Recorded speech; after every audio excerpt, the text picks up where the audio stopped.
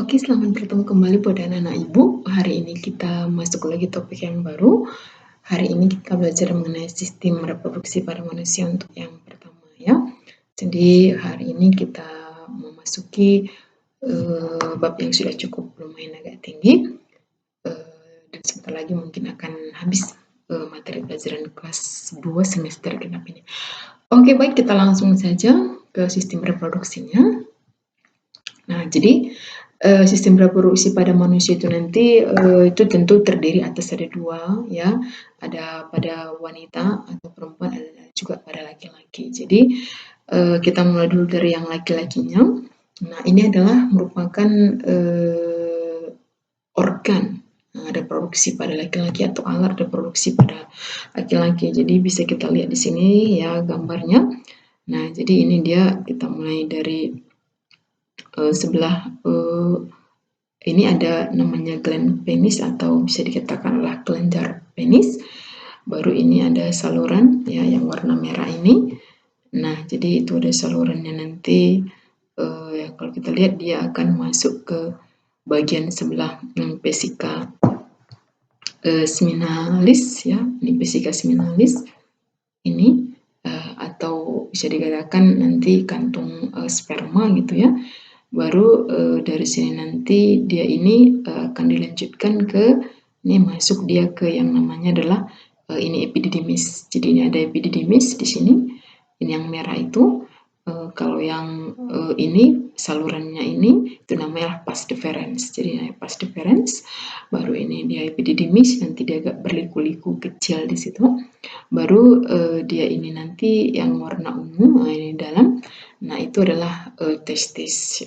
Jadi dalam testis itu nanti di dalam itu ada namanya di situ adalah tubulus miniferus nanti kalau kita buka gitu ya. Dan sebelah luar daripada testis itu adalah skrotum. Jadi sini dibentuk sperma, baru masuk ke epididymis, baru masuk ke nanti pars deferens ya. Masuk dia ke kantung kantung sperma atau vesika seminalis. Dari sini nanti dia akan dikirim keluar ya. Nah, ini kelenjar prostat kalau pada laki-laki. Dia punya namanya kelenjar prostat ya. Jadi kelenjar prostat itu nanti juga akan dikeluarkan masuk ke dalam saluran daripada sperma gitu ya. Jadi tadi dari kantung vesika seminalis atau kantung sperma itu dia akan keluar dia ya, keluar terus nanti masuk dia ke dalam saluran ini, saluran keluar dari dari kantung vesika seminalis itu namanya itu uretra ya, uretra kalau dari ginjal uretra. Jadi uretra itu posisinya berada di dalam penis, jadi namanya ada uretra. Nah, jadi di sini uretra. Nah, jadi uretra itu dia berada di dalam yang namanya penis gitu ya. Nah, jadi itu adalah alat reproduksi pada yang namanya laki-laki. Kalau di luarnya itu sudah seperti misalnya rektum, itu bagian sistem pencernaan tidak termasuk.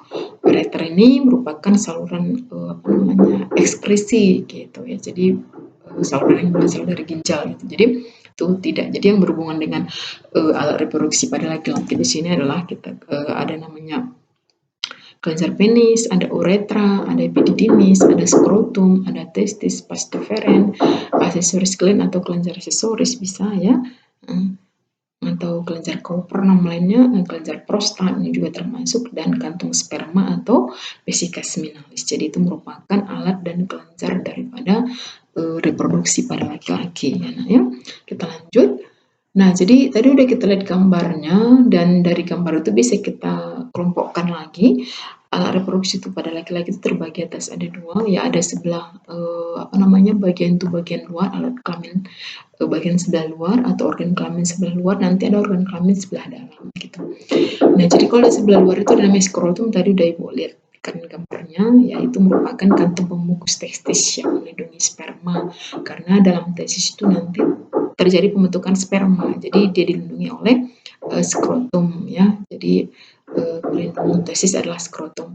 Yang kedua adalah tadi penis. Nah, jadi penis itu bagian yang menggantung di depan skrotum, ya skrotum tadi yang melindungi testis yang berfungsi untuk tempat memasukkan sperma gitu ya ke alat reproduksi perempuan. Nah, ada pereputium. Ini merupakan bagian berlekuk pada batang penis ya yang berfungsi untuk melindungi ujung penis. Jadi bagian depan daripada ujung penis laki-laki gitu ya. Jadi itu sebelah luarnya. Itu bagian sebelah luarnya ya. Nah, bagian sebelah dalamnya tentu juga ada. Nah, jadi kalau bagian sebelah dalam itu dia itulah testis. Jadi testis itu bagian sebelah dalam. Kenapa? Karena dia dilindungi oleh skrotum. Tadi skrotum sebelah luar yang berfungsi untuk tempat untuk nanti pembentukan sperma atau spermatogenesis ya. Bisa juga untuk penghasil hormon testosteron kalau pada laki-laki gitu ya. Jadi itu adalah fungsi daripada testis ya. Nah, baru dalam testis itu tadi seperti yang gue bilang kalau kita belah gitu, maka di situ ada namanya tubulus seminiferus, saluran kecil. Jadi ada dia saluran kecil yang tubulus seminiferus dalam testis. Disitulah tempat spermatogenesis pembentukan sperma. Nah, baru di dalamnya itu juga nanti namanya sel Leydig berfungsi untuk penghasil hormon. Makanya testis bisa menghasilkan hormon. Itu dikeluarkan oleh sel Leydig namanya. Dan ada sel Sertoli di dalam testis itu yang berfungsi untuk memberi nutrisi, memberi makan bagi sperma tersebut. Ya, jadi testis berada di bagian sebelah dalam. Ya. Nah, kalau kita lihat gambarnya seperti ini testis tadi. Ada inilah testis yang bulat yang agak ungu. Ya, ungu dia. Kalau sebelah atas itu epididymis, nah ini pastipera. Jadi testis ini kan ada berkelok-kelok ini yang di ungu ini. Nah, sudah itulah namanya tubulus seminiferus, tempat pembentukan sperma. Di sebelah luarnya testis, paling luarnya lagi adalah skrotum. Ya. Nah, kita lanjut ke saluran reproduksi pada laki-laki yang berikutnya. Tadi ada namanya testis, maka nanti itu sebelah dalam, dan di dalam itu juga nanti dalam alat reproduksi laki-laki itu ada juga kita jumpai saluran-saluran tubulus-tubulus kayak gitu, saluran-saluran. Jadi saluran itu ada namanya epididymis, itu yang berkelok-kelok, yang di atas di atas testis dia saluran halus. Nah, jadi ini tempat pematangan sperma. Ketika sperma dibentuk di dalam tubulus seminiferus di dalam tadi, maka nanti dia setelah matang dikeluarkan, disimpan sementara di epididymis. Jadi ini berada di sebelah atas testis gitu ya. Nah, baru setelah itu nanti dikirimlah dia ke vas deferens. Jadi vas deferens ini saluran untuk mengirim sperma dari epididymis ke kantung sperma atau kantung sperm atau kantung semen atau vesica seminalis nama lainnya ya. Nah, lalu setelah itu lagi namanya ductus ejaculatoris. Jadi kalau ductus ejaculatoris ini itu merupakan suatu saluran yang berfungsi untuk menyalurkan sperma yang matang dari kantung sperma menuju ke uretra. Nah, jadi dari kantung sperma menuju ke uretra itu ada saluran namanya adalah ductus ejaculatoris ya. Nah, setelah nanti sperma itu dikirim dari vesicula seminalis ke uretra, maka nanti selanjutnya uretra itu akan membuang keluar tubuh. Di mana tadi saluran uretra ini itu berada di sepanjang yang namanya penis pada laki-laki. Jadi uretra itu juga termasuk saluran reproduksi yang bisa mengeluarkan sperma pada laki-laki. Nah, ya. Nah, uretra saluran sperma sekaligus saluran urin kalau untuk laki-laki, dan pengeluarannya tidak bersamaan antara urin dengan sperma ya, karena itu diatur oleh adanya kelenjar prostat. Jadi kapan dikeluarkan sperma, kapan dikeluarkan air seni, karena dia satu saluran itu diatur oleh kelenjar prostat gitu ya. Nah, kita lanjut. Inilah dia ya. Tadi sebenarnya udah kita lihat, tapi yang lebih lengkap lagi. Nah, inilah lubang penis. Nah, itu kepala penis ya. Baru ini adalah salurannya itu uretra. Ini adalah uretra.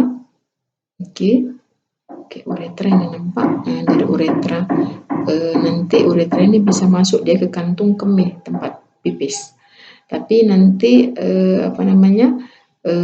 uretra ini juga ini merupakan bisa saluran nanti tempat masuknya sperma. Jadi dari sini masuk kemari ke yang biru. Nah, itu dia. Ini kan vas deferens. Jadi nanti masuk dia dari vas deferens itu yang biru, ya kan? Ini yang biru tadi pas difference ya.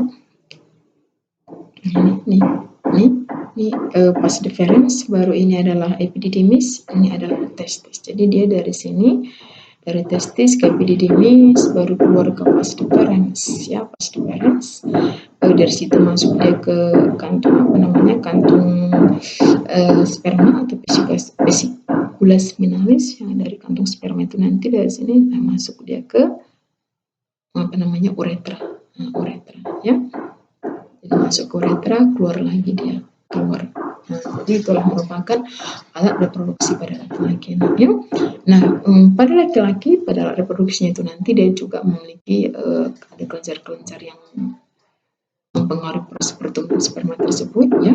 Ada namanya vesicula seminalis atau kantung sperma, di mana dalamnya itu nanti ada cairan-cairan makanan sperma seperti ada fruktosa, itu glukosa, ada asam amino, ada asam ascorbat. Nah, itu merupakan makanan-makanan sperma gitu ya, supaya tetap hidup.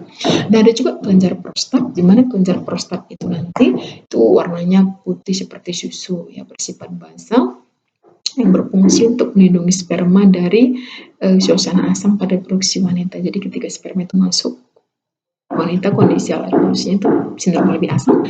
Jadi supaya tidak mati spermanya itu, kelenjar prostat itu bisa mengeluarkan cairan yang melindungi sperma itu selama dia berada dalam saluran reproduksi perempuan, seperti itu.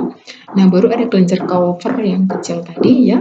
Nah, ini berfungsi untuk menghasilkan melendir ya, sebagai pelicin yang menambah cairan pada semen, cairan yang terdapat pada kantung semen atau kantung sperma tadi, gitu ya, berupa kayak lendir gitu.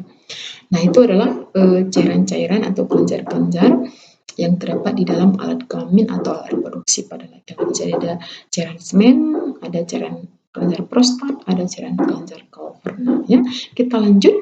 Nah, sekarang kita masuk ke organ reproduksi pada perempuan. Nah, jadi kalau pada perempuan itu nanti bisa kita lihat ini yang merupakan alatnya, organnya. Nah, jadi ini bagian bawah adalah vagina. Nah, baru ini adalah cervix atau leher rahim. Baru ini adalah saluran rahim atau cervical canal salurannya. Baru ini adalah rahim itu sendiri.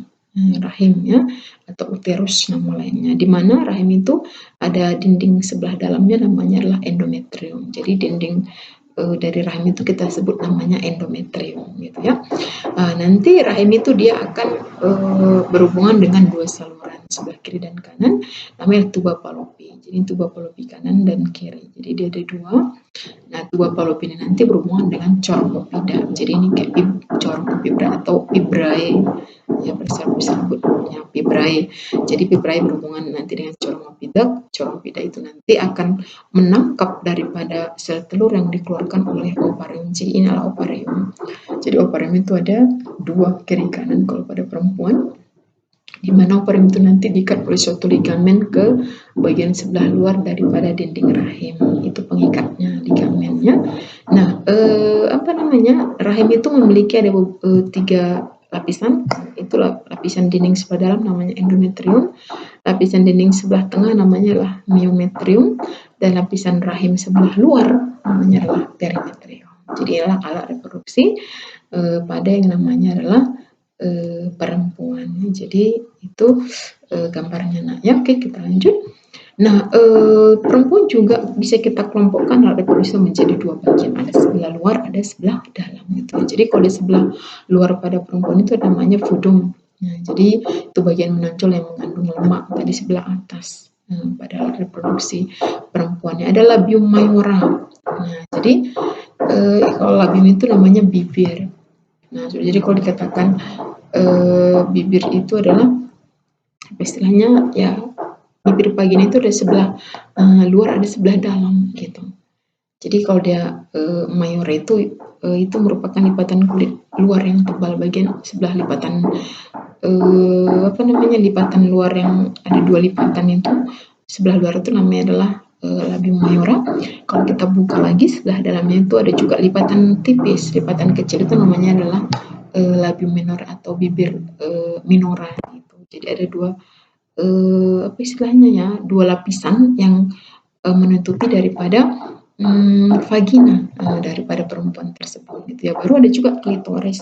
Kalau klitoris itu dia sebelah atasnya itu nanti berhubungan dengan dekat dengan saluran daripada air seni kalau untuk perempuan gitu. Jadi dia sebelah sebelah atasnya laki lah gitu ya. Ini adalah darah yang berbentuk seperti kacang gitu pada anak-anak itu bisa dilihat.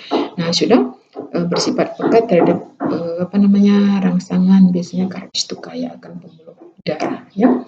Nah kita lanjut, kalau tadi itu adalah sebelah luar, maka kalau sebelah dalam itu nanti itu ada juga bagian-bagian ada reproduksi perempuan, ada yang namanya ovarium. Jadi kalau ovarium itu adalah bagian sebelah dalam atau kita sebut nama lainnya indung telur, itulah tempat terjadinya oogenesis atau pembentukan sel telur atau ovum ya.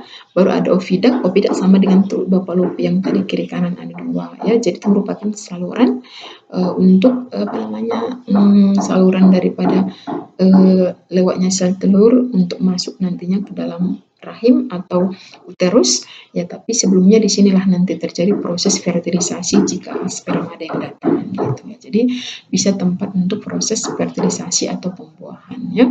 Uterus atau rahim, jadi setelah dibuahi itu Bapalopi nanti terbentuk zigot. Zigot itu akan menempel dinding rahim, jadi dinding rahim itu tempat implantasi atau penempelan daripada zigot. Nah setelah itu nanti di bawah daripada uterus itu kita ketemu tadi ada namanya cervix, atau cervix itu adalah leher rahimnya yang dekat dengan vagina tadi, baru di bawahnya adalah vagina.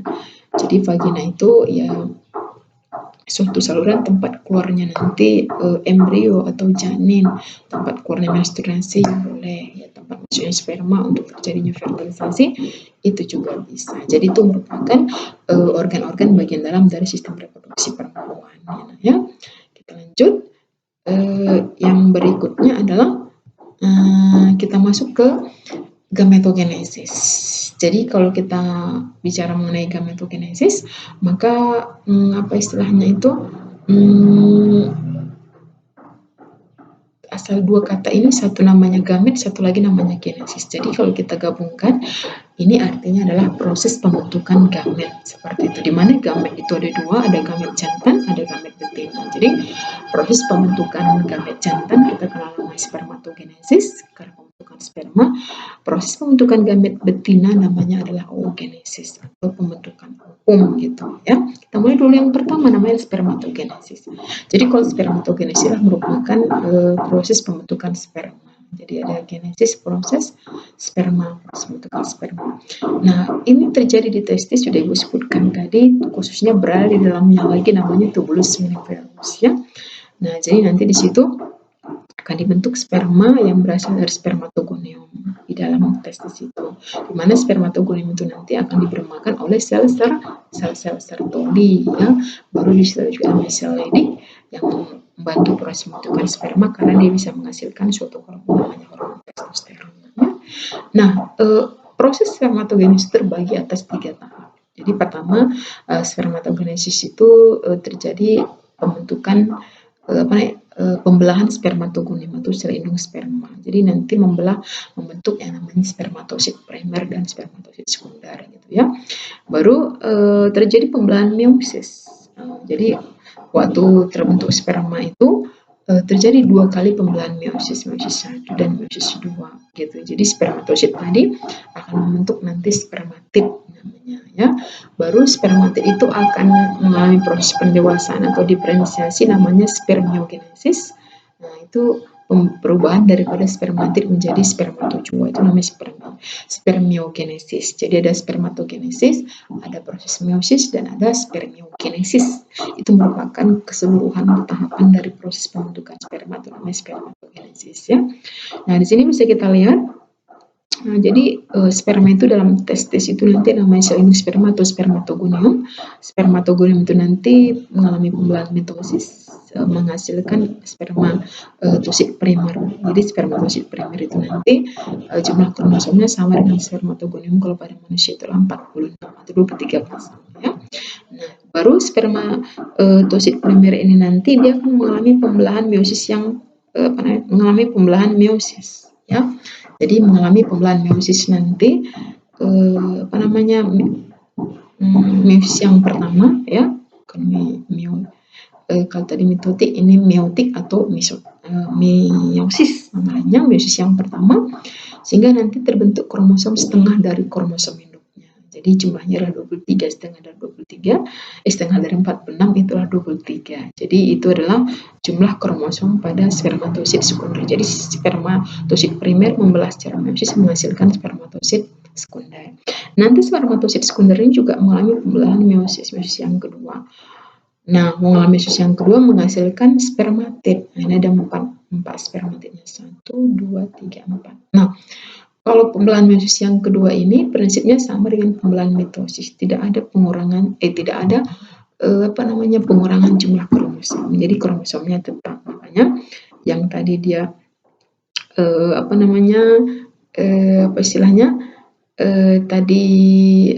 dia yang awalnya itu adalah spermatosit. Tadi kan spermatosit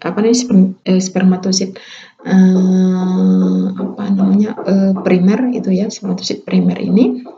Nah, spermatosit sekunder ya, salah termasuk ya. Spermatogonium kromosomnya 46. Membelah secara mitosis, kalau mitosis sama jumlah kromosomnya menghasilkan spermatosit primer. Jadi dia juga 46 kromosomnya. Spermatosit primer ini membelah dia secara meiosis, terjadi pengurangan jumlah kromosom setengah, sehingga menghasilkan spermatosit spermatosit sekunder yang jumlah kromosomnya adalah 23. Spermatosit sekunder ini mengalami pembelahan meiosis yang kedua. Kalau pembelahan meiosis yang kedua, jumlah kromosomnya sama dengan pembelahan mitosis. Jadi, jumlah kromosomnya yang hasilnya tadi adalah spermatid, ada 4 ini, tetap juga 23, gitu maksudnya. Nah, nanti spermatid ini akan mengalami proses yang namanya spermiogenesis, pematangan sperma, sehingga terbentuklah nanti sperma, sel sperma atau spermatozoa. Nah, jadi nanti ada 4. Jadi satu spermatogonium itu menghasilkan 4 sperma yang fungsional yang bisa menghasilkan anak. Nah, itu adalah tahapan proses spermatogenesis yang terjadi dalam tubulus miniferus atau testis pada laki-laki ya. Nah, jadi kalau secara singkatnya bisa kita buatkan begini, inilah spermatogonium membelah secara mitosis menghasilkan spermatosit primer, membelah secara meiosis menghasilkan spermatosit sekunder, dan terjadi pembelahan meiosis yang kedua menghasilkan spermatid, ada 4. Spermatid mengalami proses diferensiasi atau spermiogenesis atau proses pendewasaan, terbentuklah nanti sperma yang jumlahnya ada 4 gitu ya. Itu maksudnya. Nah, kita lihat yang berikutnya adalah anatomi sperma. Jadi sperma itu dia bentuknya seperti ini kira-kira. Ada bagian kepalanya, head ya, itu kepala, bagian luarnya itu akrosom, jadi ada enzim untuk bisa menembus sel telur ya. Baru di dalam head itu nanti ada nukleus ya, inti sel sperma. Baru yang berikutnya itu ada lehernya ya, di bawah headnya itu. Baru ada middle itu bagian badan ya, di badannya itu nanti di situ ada mitokondria untuk penghasil energi berbentuk seperti spiral. Baru nanti ada flagelnya atau alat geraknya lah gitu ya. Yang terlihat sembarang plasma yang berfungsi membantu sperma itu bisa berenang gitu. Jadi ini adalah bagian-bagian daripada sperma ya. Nah, kita masuk ke yang kedua, namanya adalah oogenesis.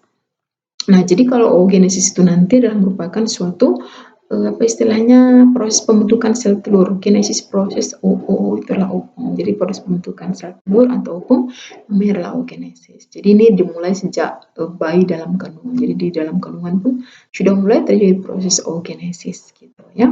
Tapi belum terbentuk sel telurnya gitu. Dia bertahap lama prosesnya, nggak seperti sperma. Dan terjadi nanti di dalam ovarium perempuan gitu ya, atau bayi perempuan. Nah, pada waktu dilahirkan bayi perempuan membawa oosit primer. Nah, jadi oogonium sebelumnya itu sudah ada pada waktu di kandungan masih ada oogoniumnya. Begitu dia lahir berubah sudah menjadi oosit primer yang kromosomnya 2N atau 23 pasang atau 46 ya.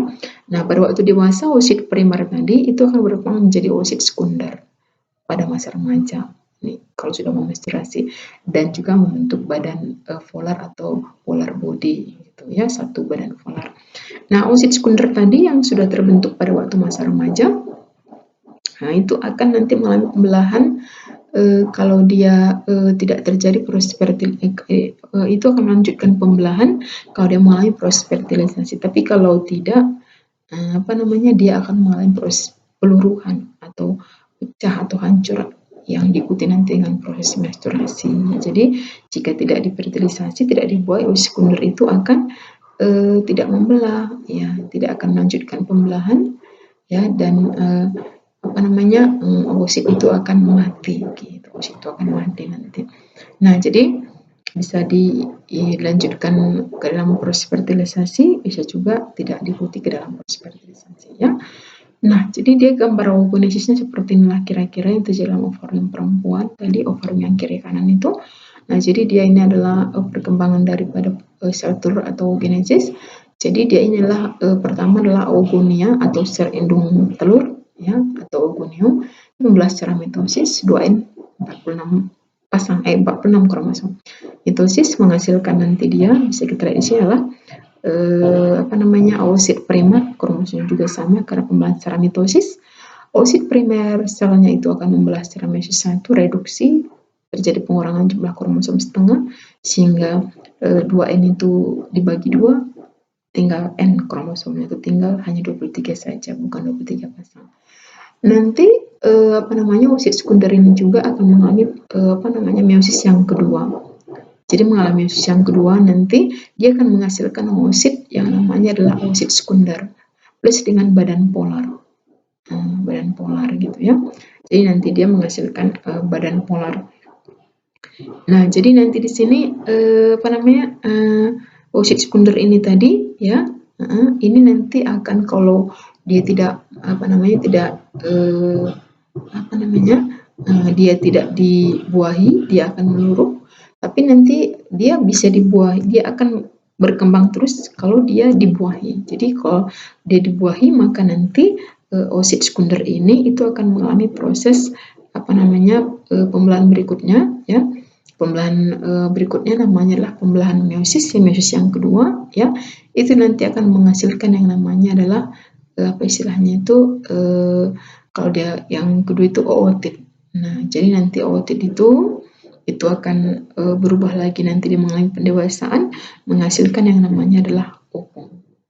Jadi nanti terbentuk yang namanya ovum. Jadi nanti jika tidak dibuahi, ya oosit sekunder tadi, jika tidak dibuahi dia die, mati. Tapi kalau dia mengalami proses pembuahan atau fertilisasi bertemu dengan sperma, dia akan melanjutkan ke pembelahan meiosis yang kedua, ya, pembelahan meiosis yang kedua, sehingga terbentuk nanti sel telur, di mana sel telur itu nanti akan dibuahi oleh sperma, terbentuklah zigot yang kromosomnya adalah 2N, sehingga terbentuk lagi embrio. Jadi seperti itu dia. Itu bisa kita lihat yang di samping, ini adalah oogonium atau sel telur yang 2N, mengalami pembelahan secara mitosis, terbentuk oosit primer, masih 2N kromosomnya 46. Oosit primer mengalami pembelahan secara meiosis, menghasilkan oosit sekunder, terjadi pengurangan kromosom, ya, namanya ini udah tinggal N saja kromosomnya.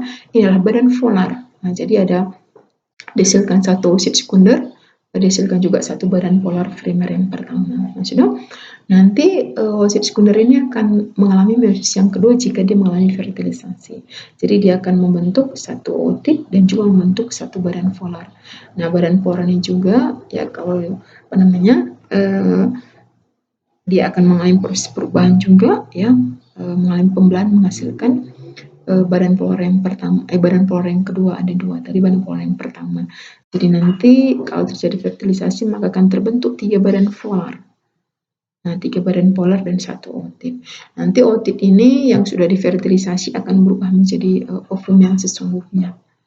Nah, jadi dia akan menjadi ovum yang sesungguhnya di mana kromosomnya adalah M. Jadi ingat bahwasanya kalau dia pembentukan daripada sel telur atau oogenesis itu, ya, dia itu hanya menghasilkan satu sel telur yang fungsional. Pada spermatogenesis ada 4 sperma yang fungsional gitu, ya.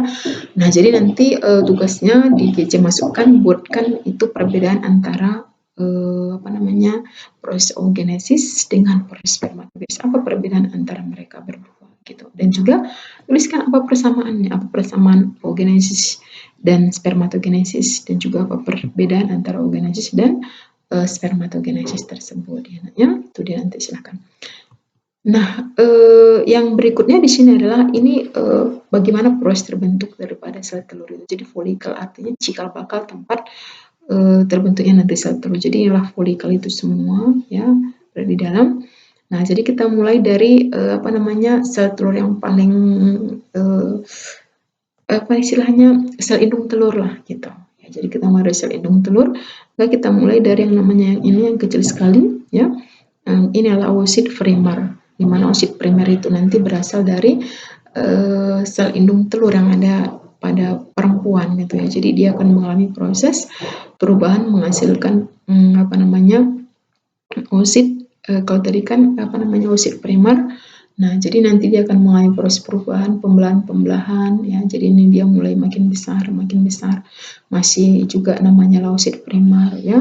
Ini perkembangan development follicle ya, perkembangan follicle, development oocyte and follicle. Jadi yang ungu-ungu ini adalah follicle-nya ya. Yang ungunya namanya, yang agak biru-biru ini, yang merah mungkin kali ya, karena beda warnanya.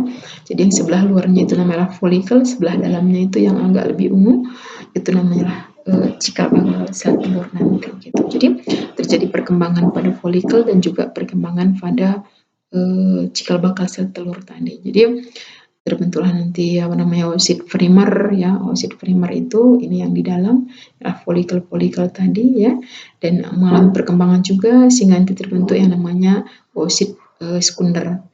Nah, jadi oosit sekunder, jadi ini juga follicle-nya itu juga semakin besar dan sel telurnya itu sudah berubah menjadi oosit sekunder. Nah, setelah itu nanti oosit sekunder ini dia itu akan berubah menjadi yang namanya sel telur seperti yang kita bilangkan tadi. Kalau misalnya dia tidak diovulasi, kalau dia tidak terjadi fertilisasi maka dia akan hancur. Tapi kalau terjadi fertilisasi maka nanti akan terjadi proses perubahan. Jadi oosit sekunder itu nanti akan menghasilkan ovum atau sel telur.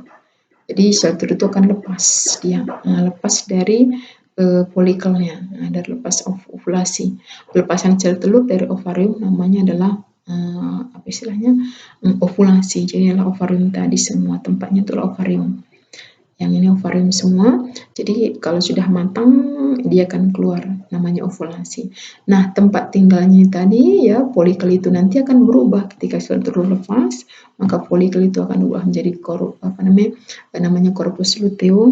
Nanti corpus luteum itu akan mengalami juga lama-lama menjadi mencut, menjadi hilang dia. Nah, baru berikutnya nanti terbentuk lagi lah follicle yang baru, tempat untuk pembentukan sel telur. Jadi inilah proses-proses yang terjadi di dalam follicle yang terdapat dalam ovarium pada waktu proses pembentukan sel telur. Nah, ya itu dia.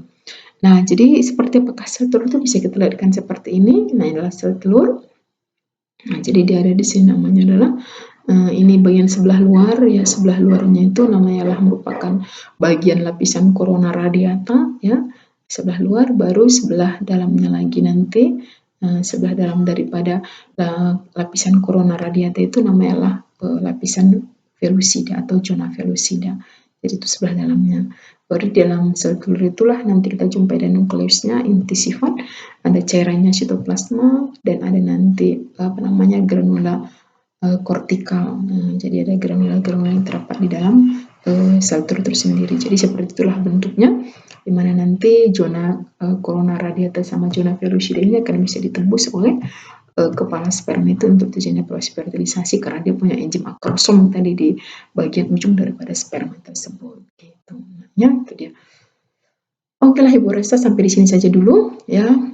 Semoga bisa dipahami, dan jangan lupa tadi soal yang Ibu kasih tahu dari satu silahkan dimasukkan di GC, dan jangan lupa dikerjakan, dan tetap semangat ya, tetap banyak belajar, karena baik tidak baik kondisinya kita harus tetap mendapatkan ilmu.